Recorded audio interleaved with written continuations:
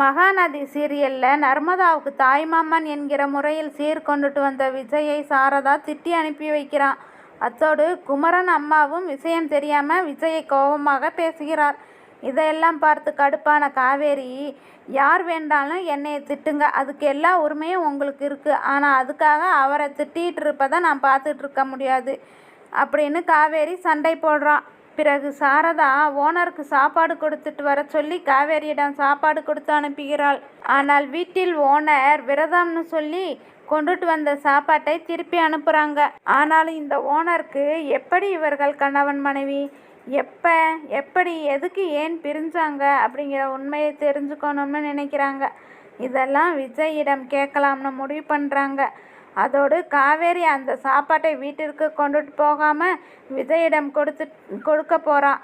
போகும்போது தேவையில்லாத விஷயத்தில் நீங்கள் தலையிடக்கூடாது, நீங்கள் உங்கள் இமேஜை கெடுத்துக்காதீங்க, யாருக்காகவும் அவமானப்படக்கூடாது, நீங்கள் கெத்தாக தான் இருக்கணும்னு சொல்கிறாள். நீங்கள் கெத்தாக இருந்தால் தான் எனக்கு ரொம்ப பிடிக்கும், அதனால் உங்களுடைய இமேஜை விட்டு கீழே இறங்கக்கூடாதுன்னு அட்வைஸ் பண்ணிட்டு போகிறாள். விஜய் காவேரி கொடுத்த சாப்பாட்டை சாப்பிட்டு கொண்டு இருக்கும்போது வீட்டில் ஓனர் 2 பேரும் வந்து விஷயத்தை கேட்குறாங்க. அதற்கு விஜய் எந்த உண்மையும் சொல்லாமல் ஒரு சின்ன ட்ராமா மாதிரி பொய் சொல்லி ஏமாற்றி விடுகிறாள். இதனால் கடைசி வரை இந்த வீட்டில் ஓனருக்கு என்ன நடந்ததுங்கிற உண்மை தெரியாமல் போயிடுச்சு.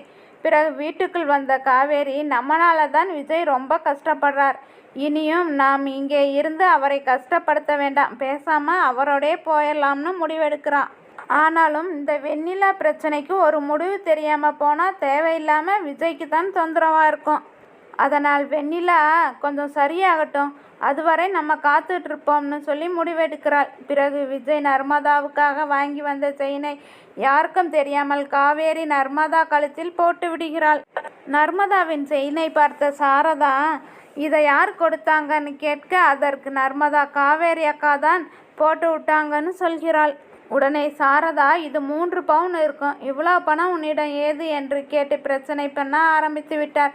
இதை எப்படி சமாளிக்க போகிறதுன்னு தெரியாமல் காவேரி முழிச்சுட்டு இருக்கிறார். இப்படியாக இன்றைய எபிசோட் முடிவடை